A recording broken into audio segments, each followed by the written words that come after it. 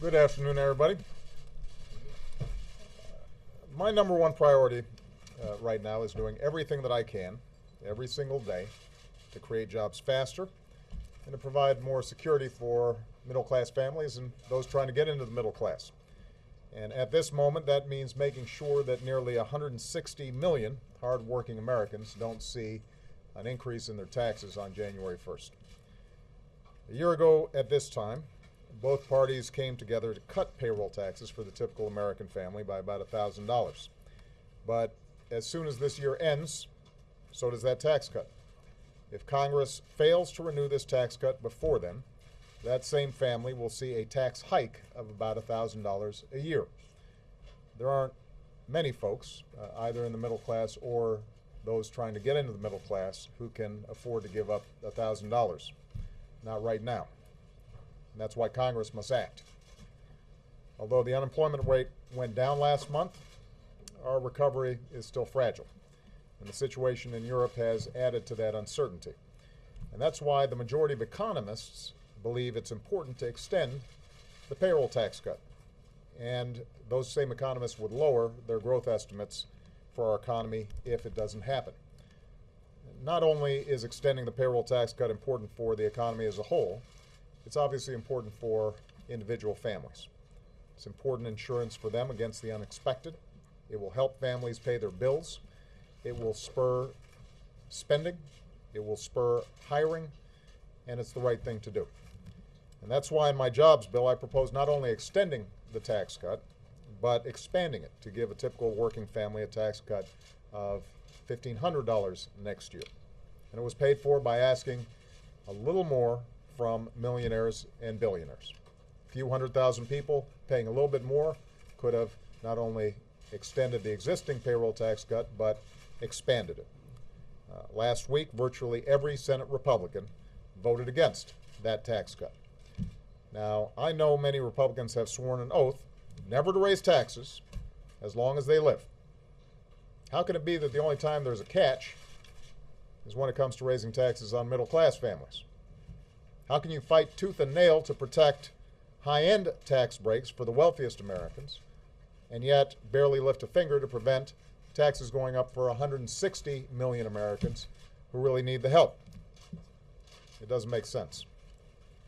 Now, the good news is, I think the American people's voices are starting to get through in this town. I know that last week Speaker Boehner said this tax cut helps the economy because it allows every working American to keep more of their money. I know that over the weekend, Senate Republican leaders said we shouldn't raise taxes on working people going into next year. I couldn't agree more. And I hope that the rest of their Republican colleagues come around and join Democrats to pass these tax cuts and put money back into the pockets of working Americans. Now, some Republicans who have pushed back against the idea of extending this payroll tax cut have said that we've got to pay for these tax cuts. And I just point out that they haven't always felt that way.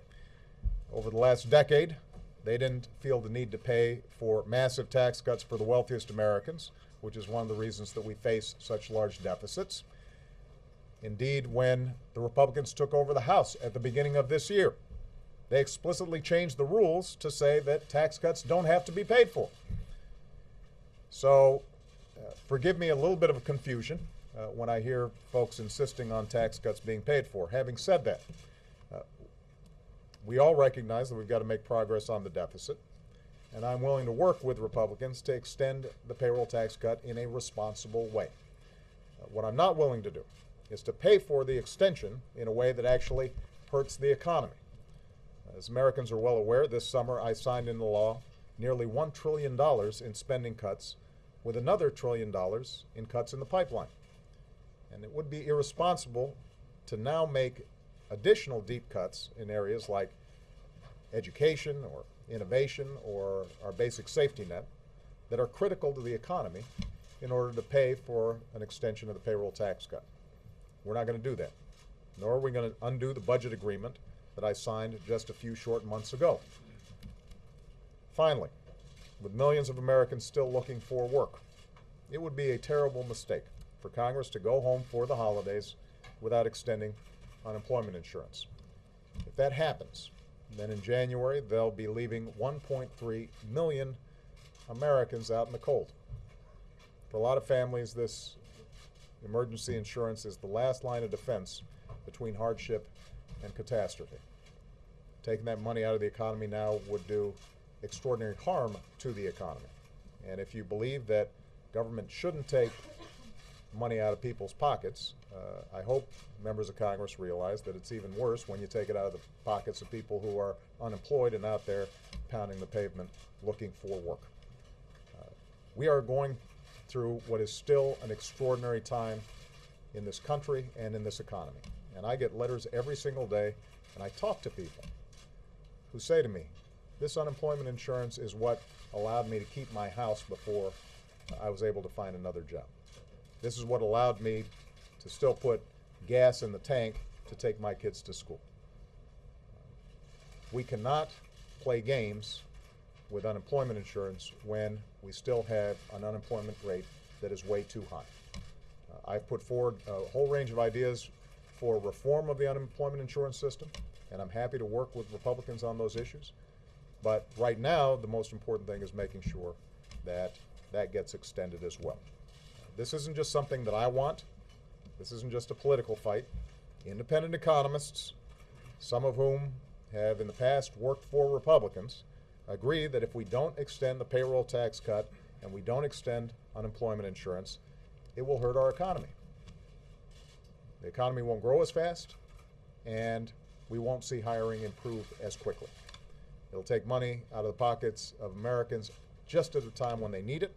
It'll harm businesses that depend on the spending just at the time when the economy is trying to get some traction in this recovery. It'll hurt all of us, and it will be a self-inflicted wound.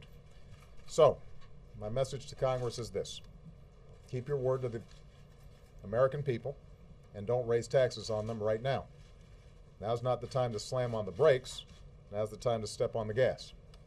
Now's the time to keep growing the economy, to keep creating jobs, to keep giving working Americans the boost that they need.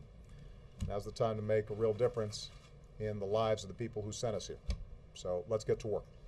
Thank you very much.